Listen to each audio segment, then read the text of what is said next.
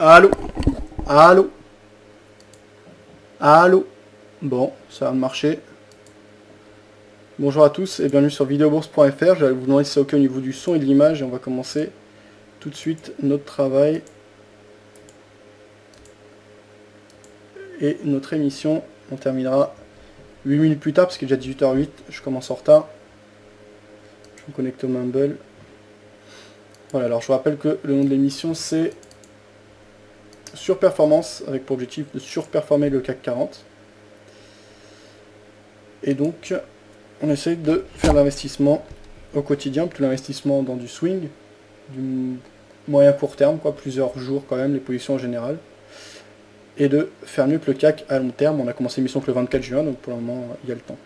Ok, merci Phil d'avoir confirmé, merci Mips. Salut aux gens sur le Mumble, ça va? Alors, vous pouvez participer à l'émission. Bien, change de canal, s'il te plaît. Soit... Ouais, pardon, merci. Ouais, ça va? Ouais. Ok. Donc, vous pouvez participer soit par écrit avec le chat bleu en dessous le cadre de diffusion de l'émission, c'est gratuit, il n'y a même pas besoin de s'inscrire. Je fais le point régulièrement, soit par audio via le Mumble, comme vous venez d'entendre Mips là, qui nous parle. Alors Mips, t'as fait une bonne journée de trading aujourd'hui? Ah, j'ai fait un joli carton ce matin. Ouais, t'as tradé quoi? Euro JPY, je fais 2100 euros. Ah, 2100 euros, c'est excellent. T'es en réel là? Non. Ah, t'es en C'est là que je mange la table. Je regrette. Oh, y a pas de regret à avoir. C'était quoi? C'était 8h30. Souvent à 8h30, il y a des trucs à faire par là. Ce qui fait qu'avec cause de l'envolée du marché, il y a beaucoup de prix qui sont en ascension, quoi. Ça change beaucoup. Tu dis à quelle heure exactement? Attends, j'ai pris position. Je consulte mon historique. J'ai ouvert à 7h17, heure serveur, et ça a été clôturé à 8h05. D'accord, ouais, donc une position assez claire. Et tu dis c'est à ces heures-là que ça bouge spécialement ou il y a d'autres facteurs qui ont fait bouger les marchés? Non, pas spécialement, mais j'ai observé, j'ai vu que c'était une belle phase ascensionnelle. J'ai dit, bon, je prends l'ascenseur, et hop, c'est parti. D'accord, donc tu as suivi une impulsion. J'ai suivi la tendance, quoi, mais j'étais sur un time frame de M5, M1, quoi, voilà. D'accord, ok. Et c'est quoi qui t'a fait prendre position comme signal? C'est un gros décalage? Non, mais on voyait déjà sur Ichimoku, tout était clairement, ça partait dans le bon sens. C'était confirmé par le RSI. J'ai fait bon, alors allons-y. Hein. D'accord, ok. Donc une fois que tu as pris cette position, donc tu dis que comment tu l'as joué en fait? Est-ce que tu avais un objectif? En fait, j'ai pris. Après, je me suis mis en vente de 10 lots, voilà. Et puis c'est parti. Hein. D'accord, donc il y a eu un signal avec Ichimoku, c'était quoi comme signal? C'était sorti du nuage, c'est ça? Disons que comme je pouvais pas être là en sortie, je me suis mis un trailing stop. Et j'avais mis 100 points de liberté dessus pour qu'il puisse assez jouer. Mais comme je l'ai vu bien monter, j'avais 400 points au-dessus, j'ai fait c'est bon, je suis tranquille, je peux y aller. Ça va, j'ai laissé aller, quoi, voilà.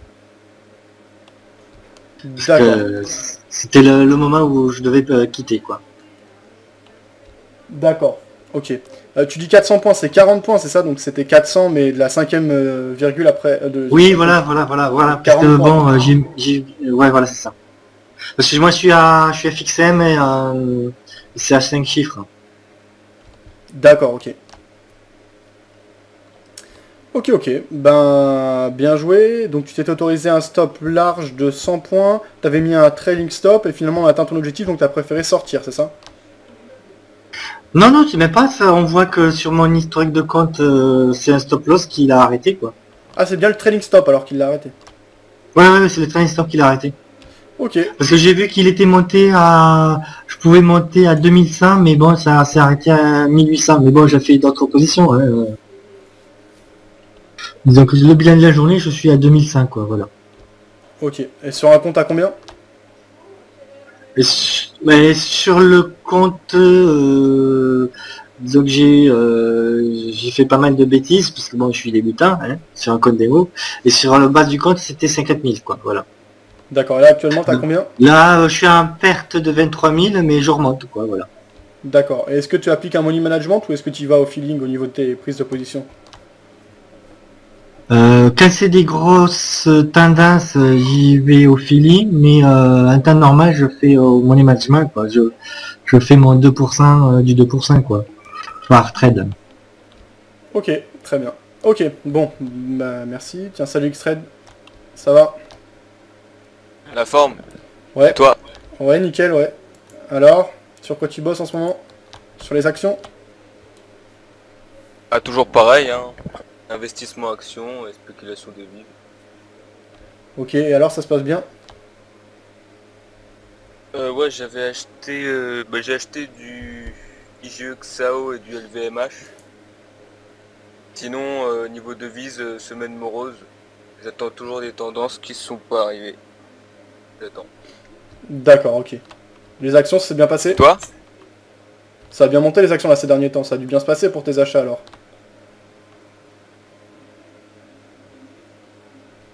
Ouais, mais enfin, c'est des achats de marché bull. C'est des niveaux de prix qui sont pour des marchés bull. Et moi, ce qui m'intéresse, c'est quand on sera dans un marché bear.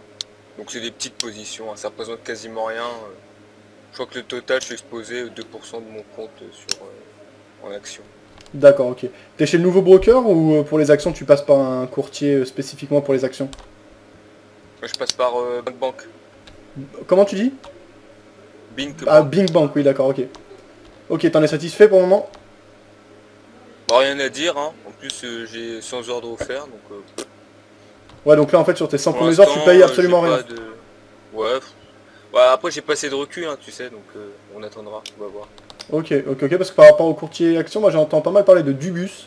Alors je sais pas si tu t'y étais intéressé, bon moi c'est vrai que les actions ça m'intéresse pas plus que ça pour le moment, mais... Du bus, tu dis? Ouais, Dubus. Non. Ah, je connais pas. Ok, on en a pas mal parlé. Plusieurs personnes qui étaient habituées aux actions. Après, il y en a aussi qui disent que avant c'était vraiment très bien, que maintenant c'est toujours bien, mais que la concurrence est comparable. Donc voilà, ça dépend des points de vue. Enfin bref, ok. Alors, sur le chat écrit, ça on avait vu, Phil qui disait... T'as vu CAC... l'audition de Jérôme Cahuzac? Non, c'est quand c'était aujourd'hui? Non, c'est peut-être du 28, je crois, qui est sur YouTube. Ah non. Et qu'est-ce qu'il dit? Bah, j'ai pas tout regardé encore, donc il répond à la commission d'enquête hein, qui lui pose des questions. Bah, j'ai vu que les 30 premières minutes, donc ça dure 1h30. D'accord, ok, bah Je j'irai vais, voir. je, Si je t'as le vais lien à filer faire partager. le lien. Ouais, merci. Alors, Phil qui disait CAC, épaule tête épaule en cours en journalier au de la deuxième épaule là. Aussi celle du banquier, mais ça je crois que tu l'as déjà donné. Ouais, le banquier j'avais vu, elle est bien, hein. Ah ouais, très intéressante. Hein. À mort. Alors, J'ai épaule bien tête épaule aimé en cours aussi en le début. fait qu'il pose la question quelles seraient pour vous les solutions contre l'exil fiscal. Il a répondu C'est bien quoi? d'avoir posé cette question à un spécialiste, je trouve. Ouais. Alors, je sais plus quoi faire là. Plusieurs trucs, je voulais vous partager le lien de Xtrade. On regardera ça. Alors moi, je tourne ma position à la vente sur le CAC. Il me reste plus qu'un tiers de position. Et autrement, j'ai donc ma position sur le dollar yen. Donc là, actuellement, bah, le CAC s'est un peu corrigé ce jour. Donc là, on perd actuellement 52 € sur cette position à la vente. Et sur le dollar yen, dans un premier temps, ça s'est pas particulièrement bien passé. Ce jour, on n'a pas eu de poursuite de la baisse initiée ces 2 derniers jours. On a eu un petit retour des acheteurs. Et on perd actuellement 22,15 €. On est encore très loin de la sortie du premier tiers de notre position. Donc voilà, on continue à jouer nos scénarios tranquillement. On a une équité qui s'élève actuellement à 10 355 €. Donc on a toujours un profit de 3,55% depuis l'ouverture du compte le 24 juin dernier.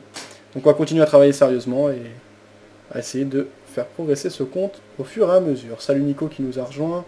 Donc qu'est-ce qu'il se disait sur le chat écrit? Je sais que ça on avait vu.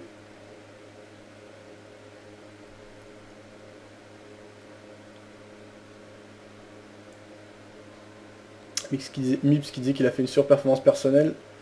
Ouais, alors après, ce qu'il y a, c'est que surperformer un jour, c'est facile. Surperformer toujours, c'est plus dur. C'est ça, l'idée là, dans le cadre de cette émission. Justement, c'est de faire la surperformance sur la durée. Voilà. Alors, Phil qui disait qu'il y avait peut-être une épaule tête épaule en cours en journalier sur le CAC. Alors, on va aller voir ça. Le CAC, on va le reprendre. Alors, Phil qui laissait un lien. Oui, tout à fait. Phil, j'avais vu hein, là. Le train chez moi là à Bretigny, il y a eu un souci, un train qui a déraillé et c'est assez grave. Donc, ce soir, on va entendre parler de Bretigny aux infos. C'est un train à grande ligne. Eh oui. Alors, ça on avait vu. Oui, donc Nico qui est rentré à la vente sur le CAC. Donc épaule tête épaule, si on se met en journalier. Ici, on a la première épaule qui se dessine. Donc la ligne de coup qui serait. Donc la première épaule en fait ce serait ici en journalier le 15 mars à hauteur des 3807. La ligne de coup à 3501 points. La tête donc qui se serait située en fin mai là, au plus haut qu'on avait marqué à 4051 points. Ce qu'il y a c'est que la ligne de coup est un peu bancale, mais bon elle est quand même visible. Donc on aura une seconde épaule un peu plus haute que la première. On pourrait avoir éventuellement une épaule tête-épaule, mais elle serait pas parfaite. En général la pratique n'est jamais aussi parfaite que la théorie. Donc on verra ce qu'il en est. Là on a une baisse significative, on avait un... Bon c'est pas vraiment un gap, mais en tout cas on a recoté à l'intérieur de zone qui avait été coté que rapidement. Enfin même... Non c'est nul ce que je dis. On revient là sur nos pas, et on a une bonne baisse ce jour hein, en journalier. D'ailleurs il faudra que je mette à jour les performances du CAC tout à l'heure, je le ferai de son il y a le temps. Tiens voilà, juste une info, mercredi lors de l'émission là, de 18h à 19h, on sera avec Adrien Raymond de DailyFX.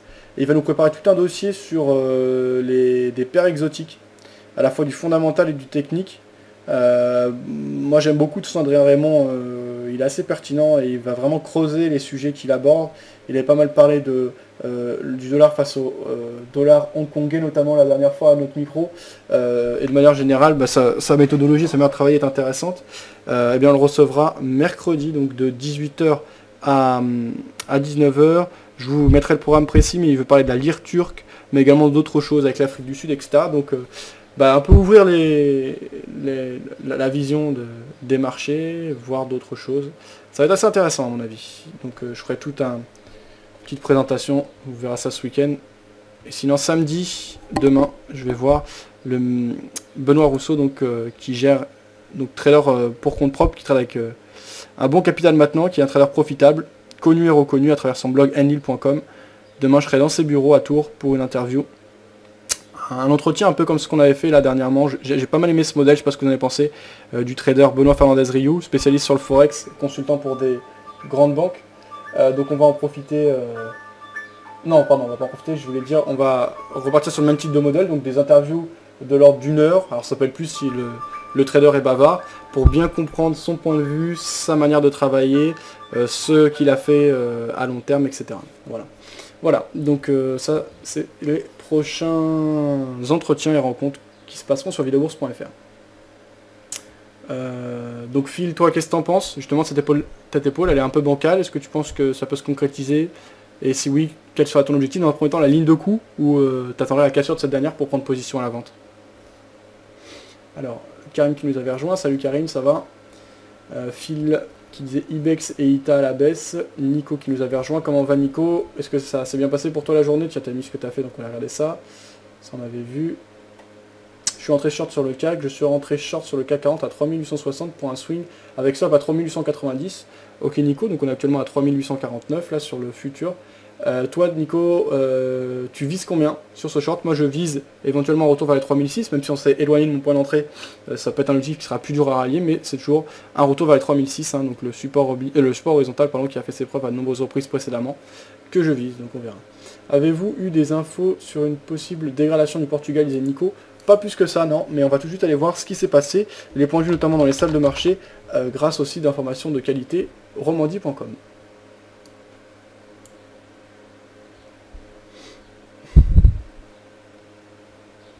Ok.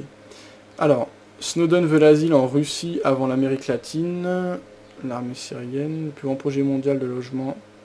Déraillement d'un train près de Paris. Les autorités craignent de nombreuses victimes. Ah ouais, à mon avis, c'est pas fini, hein, les 8 morts. Ça va vite s'alourdir. J'espère qu'il n'y a personne que je connais. USA, évasion fiscale. Nouveau délai accordé aux banques étrangères. Ah. Des problèmes d'évasion fiscale également aux États-Unis. Bourse, Paris marque une pause et attend la croissance chinoise. La bourse de Paris a terminé en baisse vendredi, moins 0,36%, dans un marché qui marque une pause après avoir profité cette semaine d'un discours rassurant de la Fed et en attendant les chiffres de la croissance chinoise lundi. L'indice CAC 40 a perdu 13,89 points à 3855,09 points dans un volume d'échange faible de 2,115 milliards d'euros. La veille, il avait pris 0,74%. Le marché parisien a passé une bonne partie de la séance en hausse avant de fléchir dans l'après-midi, alors que Wall Street a débuté la journée sur une note stable. Le CAC 40 avait besoin de reprendre son souffle après avoir pris 3% depuis le début de la semaine, remarque Renaud Muraille, gérant de Barclays Bourse. Le marché a en particulier profité du discours du président de la Réserve fédérale américaine, Fed, qui a souligné mercredi que la situation de l'emploi et de l'inflation aux États-Unis nécessitait encore une politique monétaire très accommodante. Le marché a compris que la Fed allait baisser ses injections de liquidités, mais que cela ne serait pas tout de suite et que cela dépendait du rythme de la reprise économique, explique M. Muraille. Plusieurs éléments ont par ailleurs pesé sur les marchés vendredi. En zone euro, les taux d'emprunt du Portugal ont grimpé et s'approché des 8%, alors que les investisseurs craignent une détérioration de la situation politique dans le pays, souligne Ishak Siddiqui, analyste d'ETX Capital. Enfin, le marché se prépare aux chiffres de la croissance de la Chine au deuxième trimestre qui seront publiés lundi. Selon M. Siddiqui, un éventuel ralentissement de la croissance chinoise au deuxième trimestre pesait d'ores et déjà sur le marché. Parmi les valeurs, Schneider Electric a perdu 4,06% à 55,70 €. Le groupe a annoncé, bon ça va être moins intéressant, donc voilà ce qu'il disait.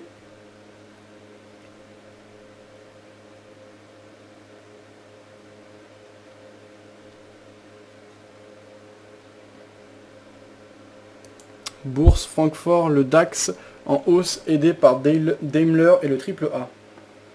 2 petites secondes s'il vous plaît.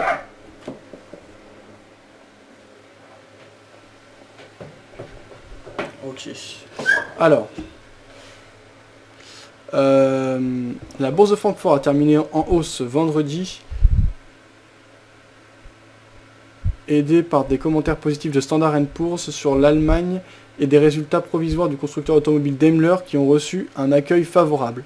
À la clôture, l'indice DAX a gagné 0,66% à 8212 points, tandis que le MDAX des valeurs moyennes a progressé de 0,10%. La place francfortoise a fait bon accueil à la confirmation par l'agence de notation Standard & Poor's de la note AAA de la dette allemande, reléguant au second plan les commentaires du ministre chinois des Finances qui a prédit une croissance de 7% pour son pays cette année, soit moins que la prévision officielle de 7,5%. La séance a été marquée par la publication surprise des résultats financiers provisoires du constructeur automobile Daimler, dont les chiffres n'étaient attendus que pour le 24 juillet. Le groupe de Stuttgart, propriétaire des marques Mercedes-Benz et Mini, a publié un bénéfice EBIT entre avril et juin de 5,2 milliards d'euros et un chiffre d'affaires de 29,7 milliards d'euros, gonflé par la cession de ses dernières parts dans EADS, faisant ainsi mieux que prévu par les analystes. Ces annonces ont expédié le titre du constructeur en tête du DAX. Bon bref, le conglomérat industriel, ça m'a intéressé.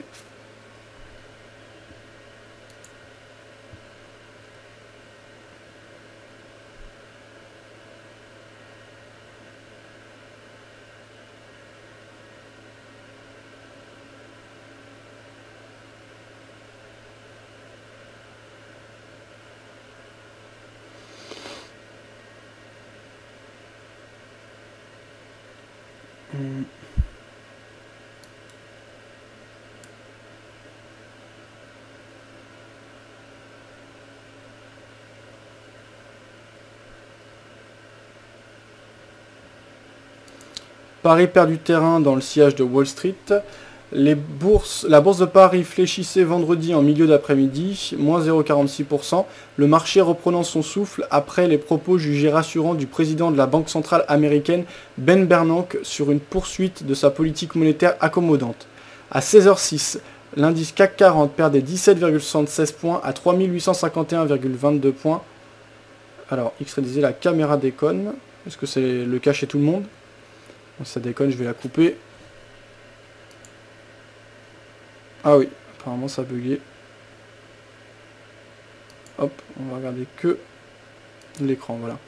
Ok, le marché restait focalisé sur la bonne surprise du discours du président de la Réserve fédérale américaine, Fed, qui a souligné mercredi dans un discours que la situation de l'emploi et de l'inflation aux États-Unis nécessitait encore une politique monétaire très accommodante, indique Andrea Tueni, analyste chez Saxo Bank. Toutefois, les économistes de Crédit Agricole CIB s'attendaient à voir l'exubérance provoquée par Ben Bernanke retomber, le marché prenant conscience que ces mots n'ont pas fondamentalement changé le calendrier d'un ralentissement de sa politique de soutien par la Fed. Désormais, Désormais, le marché a d'importants rendez-vous la semaine prochaine, dont notamment un nouveau discours de M. Bernanke, mais aussi des chiffres sur la croissance chinoise, poursuit M. Tueni. Selon Ishak Siddiqui, analyste chez ETX Capital, un éventuel ralentissement de la croissance chinoise au deuxième trimestre pesait d'ores et déjà sur le marché. Le ministre chinois des Finances, Lu Jiwei, a indiqué jeudi que la Chine attendait une croissance de 7% en 2013, alimentant les inquiétudes sur la capacité du pays à atteindre l'objectif officiel de 7,5% annoncé en mars. Côté indicateur, les investisseurs ont peu réagi à la baisse en mai de la production industrielle dans la zone euro. Ils ont par ailleurs dû digérer un recul du moral des ménages au mois de juillet selon l'université Michigan. Les banques JP Morgan Chase et Wells Fargo ont quant à elles toutes deux présenté des résultats meilleurs qu'attendus pour le deuxième trimestre. Voilà, donc après ça va être moins intéressant. Ok, bon, très bien. Alors je fais un point précis sur les nouvelles publiées ce jour, et ensuite on aura fini le point fondamental. On aura bien en tête le contexte dans lequel on évolue, il est déjà 18h30. Alors ce jour on avait l'indice PPI par rapport à l'économie américaine qui est tombé meilleur qu'attendu puisqu'il est tombé à 0,8% au lieu de 0,5% attendu, les chiffres précédents étant à 0,5%. Par contre l'indice du sentiment du consommateur américain est tombé à 83,9, assez nettement en dessous des attentes qui étaient à 85,3. Les chiffres précédents étaient à 84,1, ont été revus à la baisse puisque précédemment ils avaient été annoncés à 82,7. Donc c'est une nouvelle mitigée, ni bonne ni mauvaise. Donc sur ce, eh bien les marchés américains... putain merde, c'est quoi le truc? C'est... Market Watch, voilà.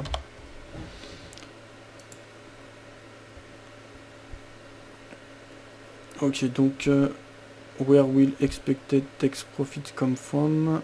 Donc on a un Dow Jones qui est en baisse ce jour. Pour le moment, voilà. On a les marchés allemands qui sont plutôt haussiers et le marché français qui était plutôt baissier. Ok. Ça on avait vu. Avez-vous des infos possibles dégradation? Alors non, pas d'infos, hein, Nico. Je sais pas où c'est que tu as vu ça, la dégradation, Nico, par rapport au Portugal. Alors, on va faire un tour de nos actifs. Il n'y aura pas de nouvelle prise de position. On est déjà assez chargé puisqu'on a encore un tiers de notre position sur le CAC et on a une position pleine sur le dollar face au yen. Donc il n'y aura pas de nouvelle prise de position dans le cas de notre compte, mais on va quand même regarder ce qui s'est passé ce jour. Donc en journalier, on a vu, on se va se mettre en H4 là, donc cette légère baisse du CAC qui s'est faite dans la zone des 61,8, mais on l'avait un peu dépassé.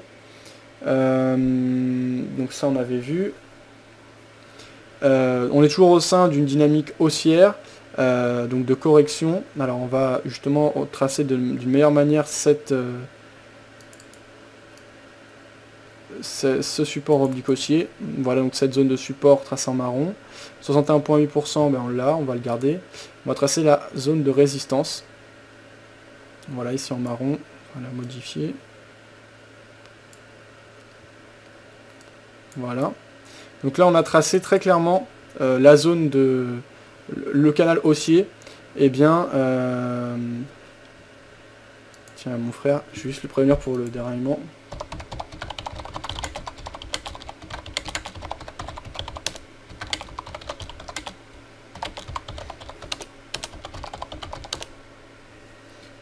Alors voilà, donc un canal haussier.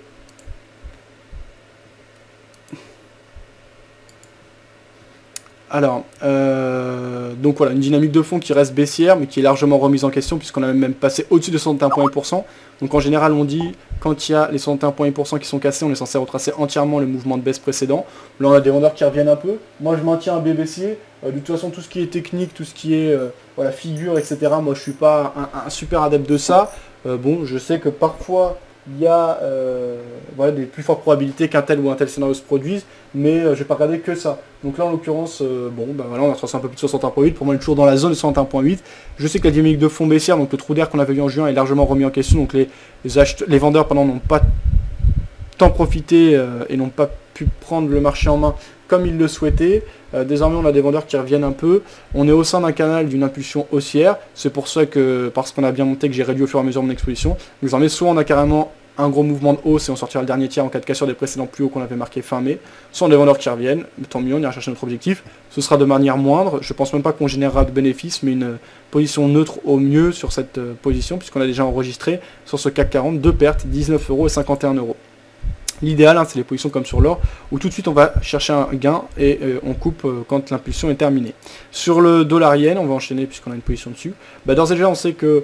bon, on ne sait rien du tout en fait, mais en tout cas, on sait qu'on n'est pas rentré en pleine impulsion et que tout s'est passé à merveille. L'idéal, c'est des scénarios comme celui-là, vous voyez, tu prends position en bas de cette bougie à la clôture, et puis le lendemain, les 2-3 prochains jours, ça continue à baisser fortement, tu as l'occasion de sortir assez facilement, donc là tu prends du bénéfice facilement. Là on a eu une belle impulsion, malheureusement quand on est rentré, eh bien, on a eu un petit retour des acheteurs, donc pour le moment, c'est pas une position simple, c'est une position plutôt perdante, avec 26 € de perte en cours. Maintenant on voit que le premier point de sortie est ici, donc on est très loin, et on peut très bien poursuivre le mouvement sans aucun problème. Je vous rappelle que l'objectif est de rayer la partie basse. Dollar yen, on en a beaucoup parlé au fur et à mesure des émissions, donc ceux qui suivent les émissions au jour le jour doivent être bassinés, et le point de vue ne change pas au fur et à mesure, parce que ça reste quand même des analyses en journalier, donc du swing trading, donc on n'a pas des nouvelles choses à dire tous les jours. Donc je vais en deux mots dire ce qui se passe. Dynamique de fond haussière sur le dollar yen ces derniers mois, notamment par des décisions importantes, puisqu'il s'agit de décisions de dévaluation de la monnaie japonaise par sa banque centrale. Derrière, il y a eu des excès, il y a beaucoup de choses qui ont été pricées et anticipées.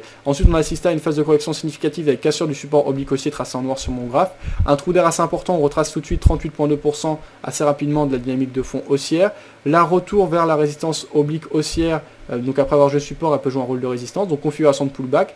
Vendeurs qui reviennent, donc on a la configuration qui se dessine, effectivement les vendeurs reviennent, donc on a toutes les confirmations, on peut jouer le scénario de reprise en main du marché par les vendeurs, et de retour, pourquoi pas vers les 38,2 et les plus bas qui ont été marqués ce 13 juin dernier, donc un retour vers les 94, ce serait un très bel objectif, sachant qu'on est rentré à 99,04, ça se passe mal, on sort au fur et à mesure, avec le dernier point de sortie, en cas de cassure des précédents plus hauts.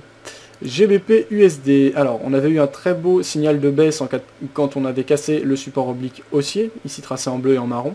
Ensuite on était allé rechercher les précédents plus bas, les acheteurs étaient revenus de manière assez forte, là on est revenu au niveau de la zone de l'ancien support oblique haussier, un peu comme sur le dollar yen, cet ancien support peut jouer un rôle de résistance. Voilà, maintenant c'est pas une configuration technique qui m'intéresse plus que ça, le câble, donc je suis bien content d'être sur mon dollar yen. Sur l'euro yen, ici en journalier, on a un triangle, un peu comme ce qu'on a sur l'euro-dollar. On a à l'intérieur de ce triangle, dans la zone médiane, tracé ici. Donc vraiment, moi j'aurais pas de prise de position, et je ne serais pas du tout inspiré par rapport à ce produit. On a eu des belles impulsions ces derniers temps par rapport à Ben Bernanke, mais là on hésite à l'intérieur d'une zone qui a été largement travaillée, d'un triangle, donc pas de décision. Pardon, l'euro-dollar, je disais ça ressemble à l'euro-dollar, oui c'est l'euro-dollar. Donc l'euro-dollar ne m'inspire pas du tout, pas de décision sur l'euro-dollar. Euro-yen, quant à lui, on va se mettre en journalier. Dynamique de fond haussière, on n'a pas du tout la même configuration qu'on avait sur le dollar yen, donc a priori c'est bien le dollar qui bouge ces derniers temps et non pas le yen. Et on a un euro-yen qui stagne, qui stabilise, on est dans une zone qui a été pas mal travaillée, pas de direction franche. Alors l'or, on est toujours à l'intérieur d'une dynamique de fond fortement haussière ici en graphique journalier. On arrive proche de la zone de résistance oblique baissière qui conduit le mouvement de baisse et qui constitue une zone de résistance depuis avril. Voilà, si on a des beaux signaux de vente, si on a des velléités de reprise en main du marché par les vendeurs, je pense qu'entrer à la vente sera tout à fait cohérent pour suivre la dynamique de fond baissière. à moyen court terme. Après à plus long terme c'est autre chose, maintenant c'est un peu tard pour rentrer, il y avait les meilleures occasions de rentrer, j'en avais parlé, mais à court terme voilà, on va pas réinventer le marché, hein, purement techniquement. Fondamentalement c'est assez compliqué, j'ai pas d'avis majeur, mais si ce n'est qu'à très long terme, je pense pas qu'on va baisser indéfiniment, donc commencer à racheter vers 1200 pour du long terme me semble assez cohérent.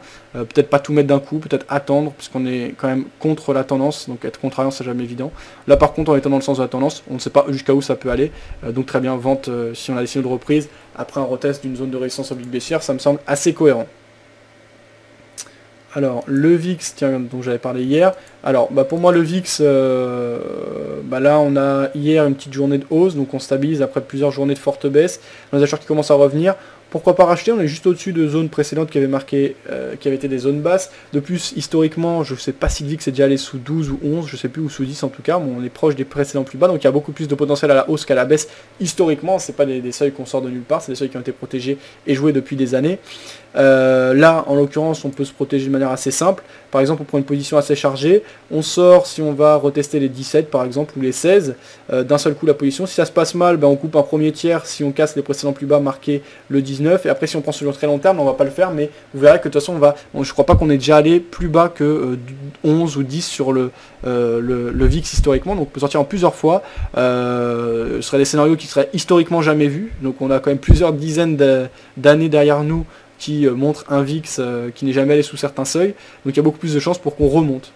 D'autant que voilà, le VIX c'est quand même l'indicateur de la peur, il est particulièrement bas, moi je pense que la peur peut revenir assez vite, donc plutôt acheteur sur le VIX, à mon avis il y a même quelque chose d'intéressant à faire. Après c'est pas évident de jouer le VIX puisqu'on a un spread assez important, donc c'est plutôt vraiment pour du swing, hein. Mais voilà, on peut avoir des choses intéressantes. Alors sur le chat écrit, qu'est-ce qui se dit? Crash PC disait Mips. Ok.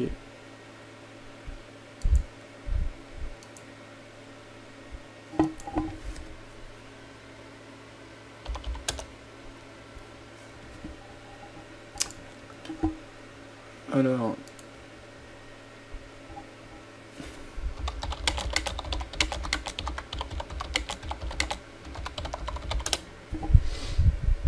Ok. Alors, Mips, alors on va aller voir ce qui se dit sur le chat écrit, tiens, on a, ok, ça on avait vu, Ibex, machin, là, Flatmage, marché américain, il n'y a personne. Ouais Karim, donc t'es flat sur les marchés US, t'avais quoi comme position, t'as tout clôturé, et comment se passe le trading pour toi là ces derniers temps? N'hésite pas à nous en dire plus et à partager ton blog. Je sais pas si tu mets toujours à jour ton site là. mydaytrading.fr. Alors, le dollar franc suisse, pas grand chose, on est toujours à l'intérieur d'un range. Pas besoin d'insister et dire plus de choses que ça. On est au milieu de zones qui ont été déjà beaucoup travaillées dans un range, donc pas intéressant. Dollar face au dollar canadien. Dynamique de fond plutôt haussière. Attention, on est proche de zone de résistance potentielle, mais impulsion initialement haussière.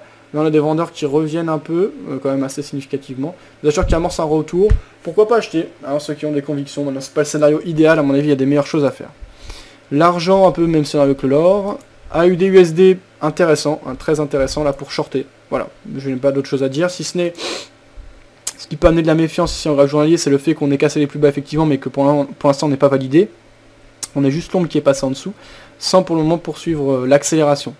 La dynamique de fond est baissière, des plus hauts de plus en plus bas, des plus bas de plus en plus bas.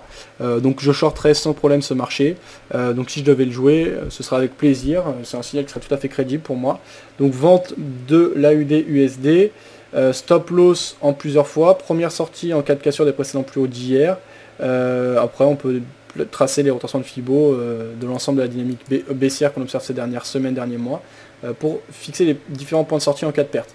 En cas de gain, je prendrai le bénéfice en une fois. La prochaine zone de support, ce serait voilà, cette zone hein, vers 0,87.48. Donc si on a dans cette zone des comptes tergiverses, on prend le bénéfice. Voilà, donc un signal intéressant, techniquement, donc c'est pas bien compliqué. Euro, GBP, bon, pas un produit qui a tendance à beaucoup pulser. On est en dynamique haussière, dans les zones qui ont été pas mal travaillées précédemment.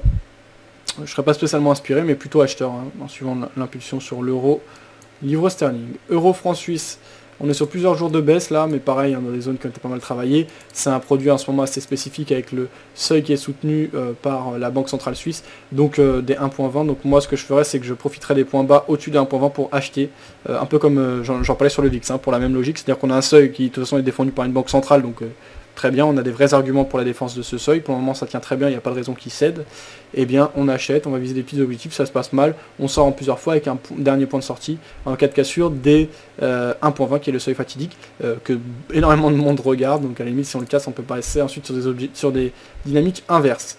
AUD, GPY, bah, c'est pas mal, mais c'est mieux sur l'AUD USD, puisqu'on a déjà cassé les précédents plus bas. Or sur AUD, GPY, on ne les a pas cassés. Ceci dit, c'est important d'étudier également les corrélations, et eh bien, on voit que face au yen, le dollar australien n'a pas cassé son support, donc c'est plutôt un signe de faiblesse, donc plutôt un signe moins, c'est-à-dire qui va pas aller dans le sens de notre prise de position, c'est pas pour ça qu'elle invalide la prise de position, c'est plutôt un indice qui est mauvais par rapport à une prise de position éventuelle sur AUD USD, parce qu'on voit que face aux autres devises, il n'a pas forcément cassé ses précédents plus bas. Marché US, bon, on les a déjà vus, on reteste les précédents plus historiques. Là, on a une petite baisse ce jour, c'est pas encore bien confirmé, donc pour prendre position c'est trop tôt, mais si par exemple lundi on a de nouveau une belle bougie de baisse, pourquoi pas shorter, ça permettrait de stopper juste au-dessus des précédents plus hauts historiques, donc avoir un stop cohérent que beaucoup de gens surveillent, d'avoir un objectif pas trop large, mais tout de même un ratio gain-perte positif. On peut me prendre dès maintenant si on est audacieux, ça permet vraiment d'avoir des petits stops, donc tout de suite rentrer dans des ratios gain-perte importants si on a un biais plutôt baissier.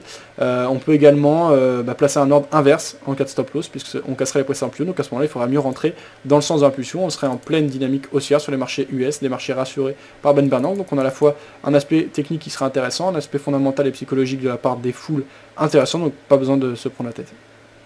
Le pétrole continue sa hausse, très bien. Ceux qui ont des convictions et des informations qui s'intéressent fondamentalement au pétrole, actuellement acheter me semble cohérent. Maintenant c'est pas l'idéal techniquement, on pourrait attendre peut-être une phase de correction qui s'affaiblit pour rentrer dans le sens de l'impulsion. Il y avait pas mal de possibilités de rentrer précédemment lorsqu'on débutait l'impulsion, maintenant ça fait peut-être un peu tard, mais ceci dit, si on doit rentrer, achat, hein, pas de vente, achat. Voilà. USD HKD, il est bien remonté, c'est Phil qui doit en profiter, bravo à toi Phil. AUD, CAD, très beau signal également, la belle cassure confirmée des précédents plus bas, et l'AUD USD sous pression, donc ouais, il y a de quoi faire sur l'AUD USD pour ceux qui aiment la tendance. Voilà, si vous avez d'autres produits que vous voulez que je regarde, n'hésitez pas à me l'indiquer. Autrement, moi j'ai fait le tour, donc une fois qu'on a fait le tour, on va voir les blogs et ce qui se dit à droite à gauche. Attends, jour, ouais, Karim qui partageait sa vision des choses sur Facebook, merci Karim. Donc c'était ici le ESC, le S&P, hein, c'est ça. Plus d'intervention, surveillance des 1667, dessous 1163, 1161. Donc là on voyait qu'il y avait un point haut qui avait été intéressant, ici un graphique 10 minutes, avec test de ta bande haute, alors je sais pas si c'est les bandes de Bollinger ou si c'est un dérivé. On voyait qu'on était dans une autre qui a été pas mal distribuée, mais on était plutôt dans la partie basse de cette dernière. Tu rachetais les retests des supports. Tu scalpes, hein, c'est ça, Karim, si tu peux nous en dire plus. Donc là, a priori, c'est un template quand même plus pour du très court terme ou du scalping. Ça s'est bien passé pour toi, tu as pris pas mal de positions. 7,5 points, 2 opportunités, 2 gains, journée propre. Ok, nickel. Tu peux me rappeler, s'il te plaît, ton broker, Karim, je crois que tu fais les futurs maintenant, c'est ça? En tout cas, tu t'es bien débrouillé sur ce que tu montres, merci pour ton partage et vous retrouvez ça sur le chat écrit. N'hésitez pas à participer, je vois qu'il n'y a pas beaucoup de monde, n'hésitez pas comme Karim à partager vos graphiques, à dire ce que vous avez fait ce jour, etc. C'est ça qui donne quand même de l'intérêt à ce type d'émission, hein, c'est le partage, les points de vue, etc. Même si ça ne plaît pas à tout le monde. Hier j'ai eu des contacts de personnes qui n'étaient pas très contentes qu'on parle de telle ou telle société, je ne vais pas rentrer dans les détails. Bon après c'est ça aussi la mentalité du site. Moi je précise que je donne le droit de réponse et je laisse bénéficier du droit de réponse toute personne qui subit des critiques, etc. Donc après c'est ça aussi la démocratie, hein. Être libre de s'exprimer sur les différents sujets, d'entendre différentes opinions, qu'elles soient positives ou négatives. Moi je suis là pour administrer et faire en sorte que tout se passe bien, qu'il n'y ait pas de vulgarité, de choses comme ça. Après quand c'est des points de vue, je n'ai pas à intervenir. Voilà. Alors, il est temps d'un journal, salut. Aurais-tu un site sur les indicateurs STP demandé Barg? Non, qu'est-ce que tu entends par un site sur les indicateurs? Je vois pas trop ce que tu veux en fait, Barg. Alors là, on va enchaîner avec les blogs. On va aller voir du côté du billet du trader. cote, anticiper la tendance comme les pros, partie 1. Alors on a déjà vu une vidéo à ce sujet, je vous laisse découvrir la vidéo ou l'article de Jérôme Révillier. Je vous mets le lien vers le billet du trader. Voilà. JC Deco, 20% de gain à prendre si le scénario se confirme. Donc ça c'est Mathieu Lebrun, ça va pas m'intéresser moi directement. Le reste on avait déjà lu, donc ça c'était bon. Alors du côté de Margin Call, est-ce qu'il y a eu des publications pour bien utiliser sur les bonnes valeurs? Non, pas, j'ai pas directement de lien vers un site spécifiquement sur ça. Après, ce que je t'invite à faire, Bark, c'est d'ouvrir un sujet sur le forum, sur l'indicateur qui t'intéresse particulièrement. Théoriquement, il devrait y avoir pas mal de monde qui devrait participer et t'aider. En général, ça se passe comme ça.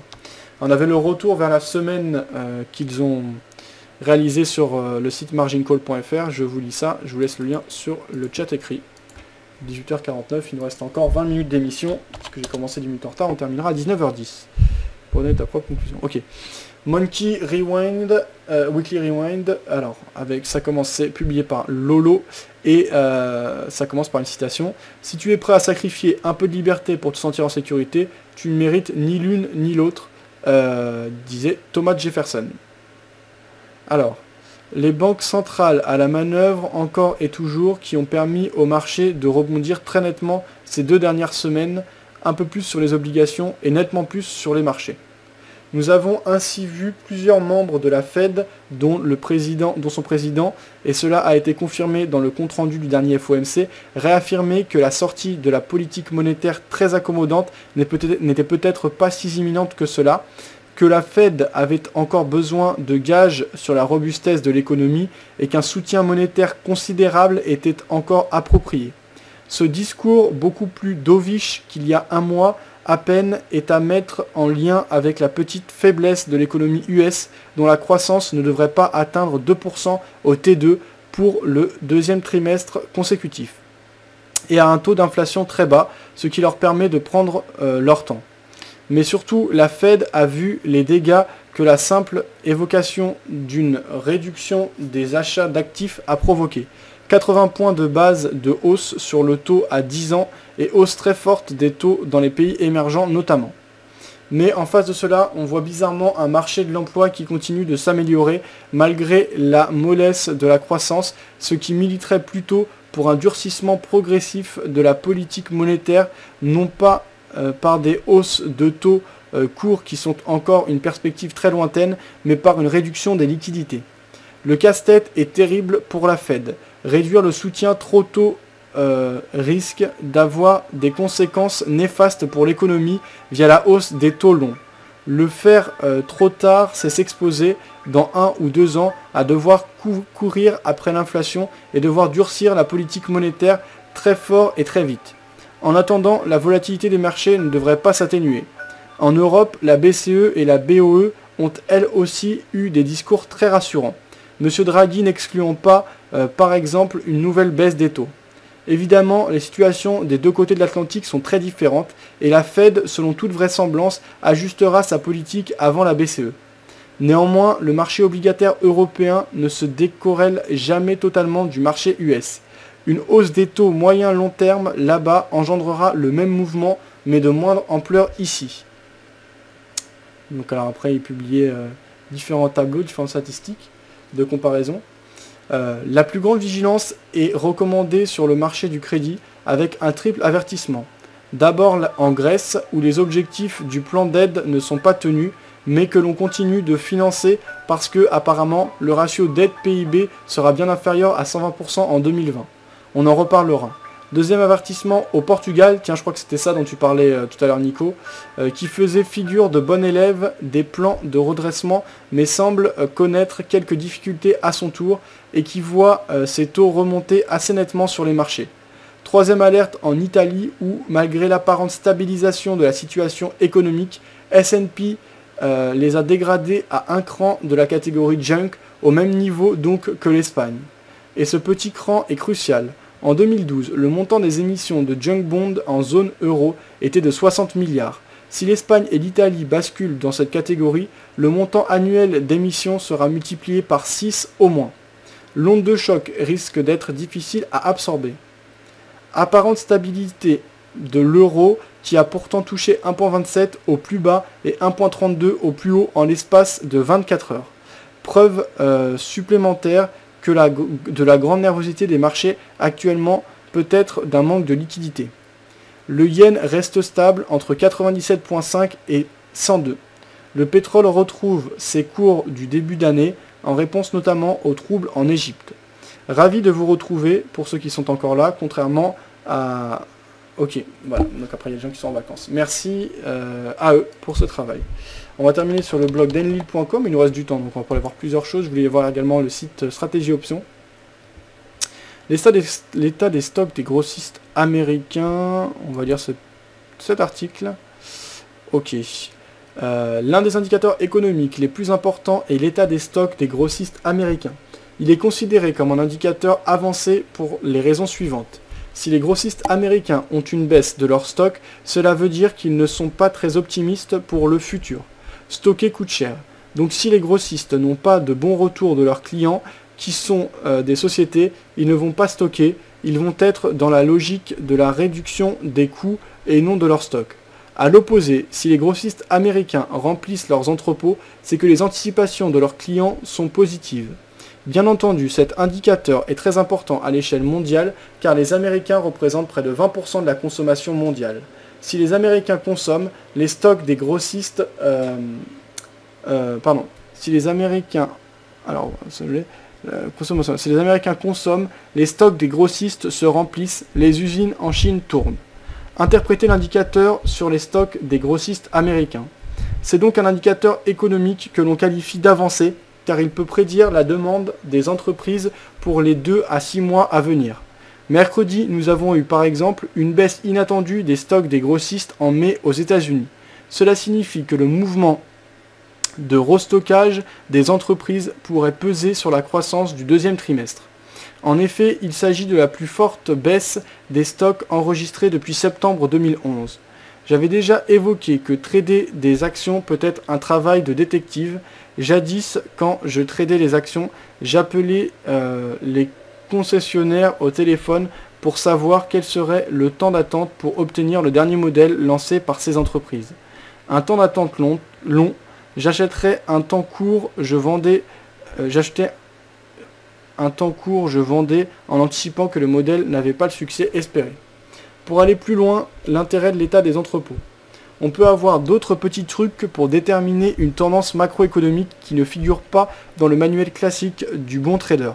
On peut ainsi surveiller les entrepôts de logistique aussi pour voir l'état de santé des entreprises. Une recherche sur un entrepôt dans le 77 nous permet de voir l'état des lieux pour un département. Il suffit de relever le nombre de réponses sur cette requête chaque mois pour avoir une idée du dynamisme économique. Si le nombre d'entrepôts augmente, la situation n'est pas florissante. Si le nombre d'entrepôts baisse, on peut y voir des carnets de commandes qui se remplissent, des entreprises qui stockent. Il y a comme cela, grâce à l'Internet, de multiples techniques pour essayer de percevoir le dynamisme économique d'un département, d'une région, d'un pays, d'un continent, etc. Voilà donc ce qu'on pouvait lire du côté d'Enlil. Alors, je vous laisse le lien, on va enchaîner avec la lecture de stratégie options.com.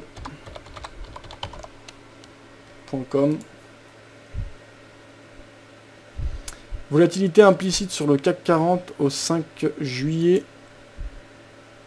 Les marchés dérivés agissent en interaction avec les marchés de leurs sous-jacents, si bien que la connaissance de ce qu'il se passe sur les marchés d'options peut être extrêmement importante pour les traders directionnels. Sur un indice comme le CAC 40, une large part des positions qui impactent les cours sont issues d'une manière ou d'une autre de ce que font les opérateurs qui vont trader les options.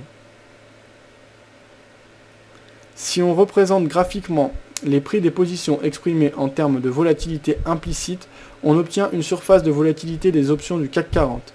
Au 5 juillet 2013, cliquez sur le lien pour l'image. Matrice numérique, donc voilà, si on représente graphiquement les prix des options exprimées en termes de volatilité implicite, on obtient une surface de volatilité des options du CAC 40. Voilà, donc le graphique était partagé. J'aurais vraiment du mal à interpréter ce que cela veut dire.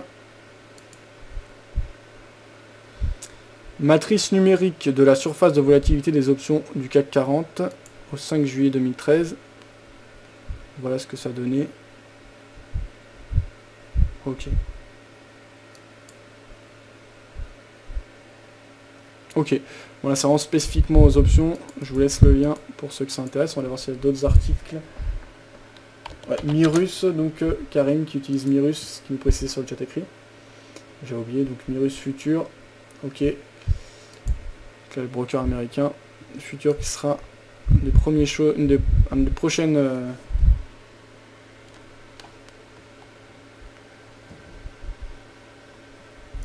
Un des prochains marchés que sur lequel je vais m'intéresser particulièrement. Alors, les derniers articles. Stratégie option sur devise, le dollar-yen, suivi 10. Ok, on va lire ça. Donc, stratégie option sur devise, dollar-yen, PNL, plus 36 000, plus 367 200. Bon, je sais pas ce que ça veut dire. Ah oui, donc plus 3 846 $. D'accord. Seller de la sortie, qui plus est avec un PNL positif, on aurait tort de ne pas le faire. Donc là, il y avait un graphique qui était partagé sur le dollar-yen.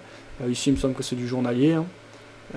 Avec une belle baisse qui s'était mise en place. Donc ça, c'est un article qui date du 13 mars, donc il n'en publie pas beaucoup. Donc simplement, même si c'est un article qui a été publié il y a longtemps, de voir un peu la logique du trading via les options. Il reste une semaine et on est déjà à 95,50 sur le dollar yen.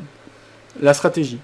On a négocié un short diagonal 76, 78, 50, 13 novembre 13, 20 mars 13, le 14 novembre 2012. Achat 600 000 calls à 78,50 le 20 mars 2013, 1,89 de volatilité égale 7,53. Cela implique un débit de 600 000. Ok. Vente 600 000 calls en net, un crédit. Ok. Sur le spot, le forward, on a un delta hedgé, donc en achetant 50 000, on arrondit, forward échéance 21 mars 2013, 79,40 pour un spot à 79,48 dès l'initiation de la stratégie. On est sorti du delta hedge le 15 novembre à 80,93, soit un PNL sur le delta hedge de plus 76 550 yens. On a vendu à découvert 32 000 forward à découvert le 21 novembre afin d'être en delta hedgé. On est donc vendeur de 32 000 forwards avec un prix de revient à 84,71. Une vente supplémentaire de 176 000 forwards 20 mars 2013 à 89,8540. Le prix de revient des forwards est alors de 89,0634 pour 208 000. Achat 600 000 calls, spread 90,94 sur mars pour 732 000 yens.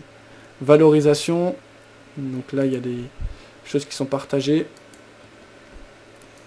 Option d'achat vanille. Achat 5000 pulls, ok. Le prix de revient, ouais, c'est très très précis. Hein, là, y a pas... Ça c'est un site, il n'y a pas le là, mais en fait c'est le site de Morgan Tramaseg. Et je vous lis ça parce que c'est un mec qui est super bon en fait. C'est un professionnel de toute façon du milieu. Je l'ai interviewé une fois sur Skype. J'étais très content. Et une fois il est venu, on avait organisé avec un groupe d'étudiants de Paris Dauphine en 3e année d'économie appliquée. Un petit, je vous laisse les liens sur le chat écrit. C'est très intéressant ce qui a été fait. Ce gars-là est très bon, très intéressant. Donc c'est sûr que le site c'est très brut. Les mecs sont pas là de toute façon pour faire du blabla et ce monsieur là, Morgan Tramaseg, est assez intéressant. Quand on l'entend parler, on comprend tout de suite qu'on a affaire à quelqu'un qui sait de quoi il parle et qui sait où il met les pieds, et ça vaut le coup. Donc je vais vous laisser le lien vers son site, j'en parle régulièrement, et vers l'interview et la conférence qu'on avait organisée à Paris Dauphine. Et en plus dans cette conférence il y a aussi Jean-Luc Hussac et Daniel Dupuis qui sont des personnes très intéressantes. Donc on va laisser le lien.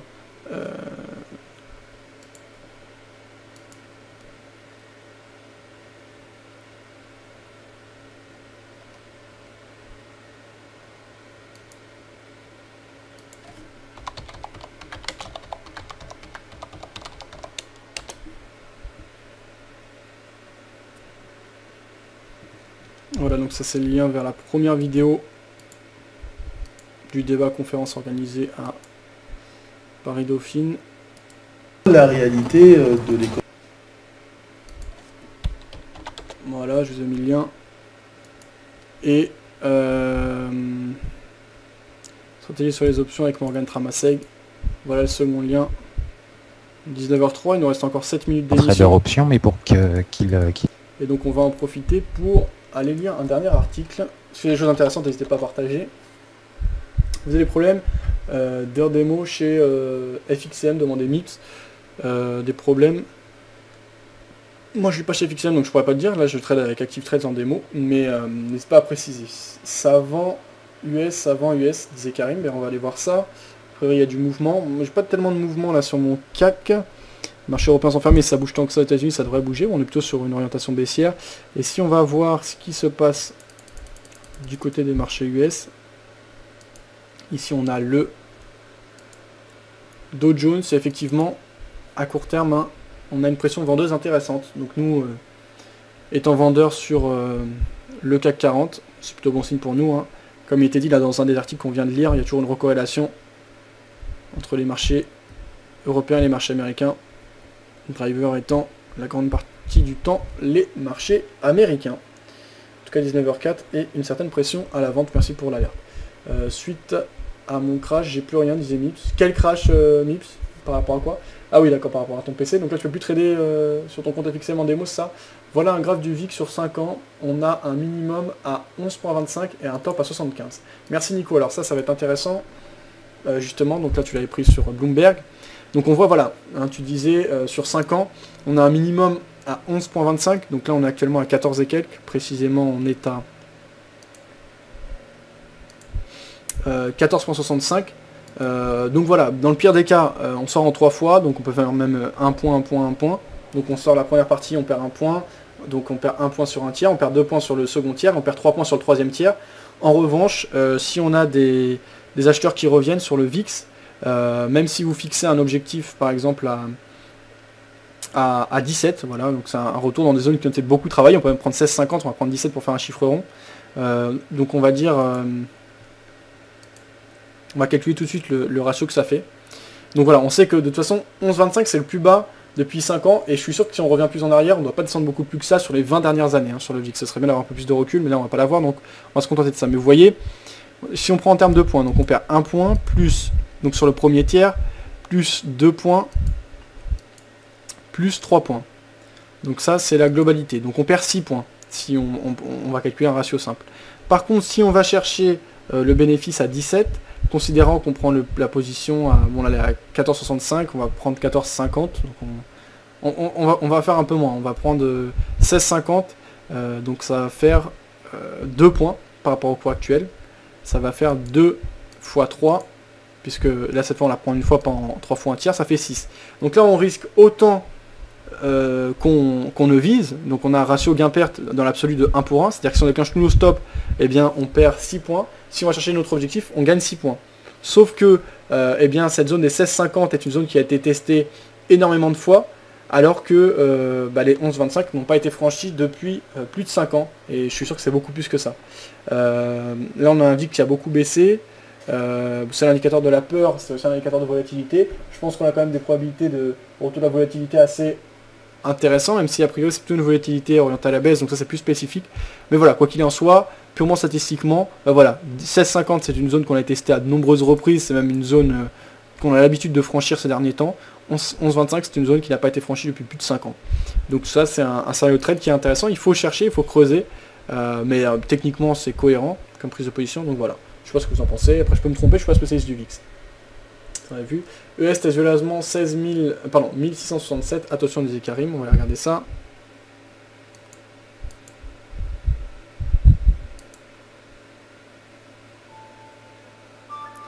Alors le ES c'est le S&P, je l'ai pas sous les yeux. Ça baisse plus du côté du S&P que du Dow Jones, Karim? Ou c'est du même ordre? Parce que là on a bien accéléré la baisse et désormais on stabilise, hein, sur le Dow Jones. Est-ce que c'est ça également? J'ai des positions ouvertes, heureusement j'ai un VPS. Ok. On va sur Free Stock Charts pour l'histo. Ok, oui, Karim. Dégradation de la France comme anticipé cet après-midi par Fitch. Ah d'accord, c'est la France spécifiquement. Et pourtant on n'a pas un CAC qui dégringole tant que ça. Bon, les marchés sont fermés, mais ça m'étonne. Donc on va aller voir ça. Merci pour l'information. Je vais regarder tout de suite ce qui se passe. Ce qui se passe, c'est que le CAC 40 est en train de se repositionner. Donc on va aller voir ça. Merci pour l'information. Je vais regarder tout de suite ce qui se passe. Je vais regarder tout de suite ce qui se passe. Ce qui se passe, c'est que le CAC 40 est en train de se repositionner. Donc on va aller voir ça. Merci pour l'information. Je vais regarder tout de suite ce qui se passe. Focus Bourse. Londres attend les minutes de la BOE. La Bourse de Londres scrutera la semaine prochaine les minutes de la première réunion de la Banque d'Angleterre BOE depuis l'arrivée du nouveau gouverneur Mark Carney à la recherche d'indices sur ses actions futures ainsi que de nombreux indicateurs. Porté notamment par le message rassurant de Ben Bernanke sur la poursuite de la politique monétaire ultra accommodante de la Réserve fédérale américaine, l'indice FTSE 100 des principales valeurs a progressé de 2,66% cette semaine pour finir vendredi à 6544,94 points.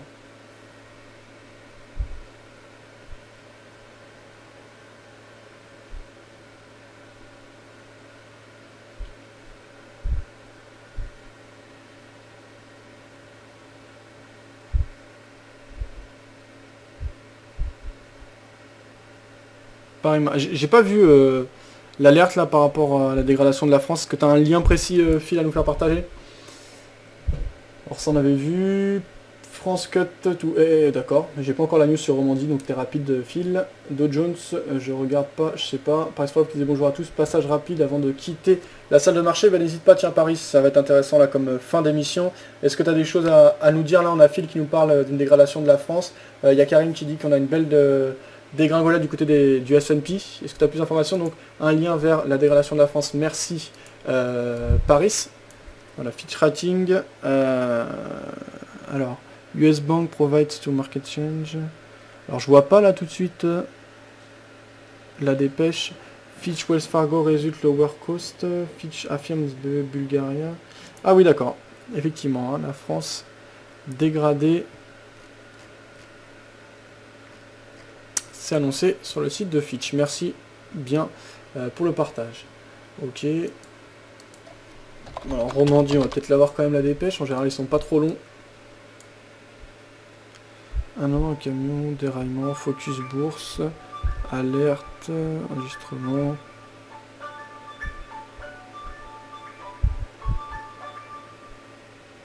L'euro baisse face au dollar après un mauvais indicateur en zone euro. Non, j'ai pas. Bon week-end à tous. Ok, Paris. Bon, a priori.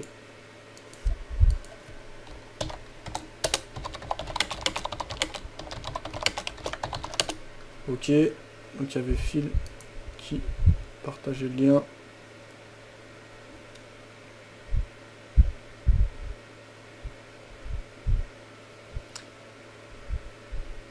Ok. Donc, ça, c'est intéressant. Bon, bref. On va lire un dernier petit article. Alors, qu'est-ce qu'on peut avoir d'intéressant? Est-ce que vous avez un blog, un truc intéressant là avant de se quitter et d'aller en week-end? Le marché accent sous pression. CAC 40 qui baisse un peu là. Qu'est-ce qu'on a comme blog que j'aime bien regarder? Ah, j'ai pas d'idée là d'article. On va aller sur Twitter directement. Il y a souvent en ce moment j'utilise beaucoup Twitter. Je suis en train de le développer. Vous pouvez me suivre d'ailleurs. Mais c'est vraiment formidable hein, Twitter. Donc.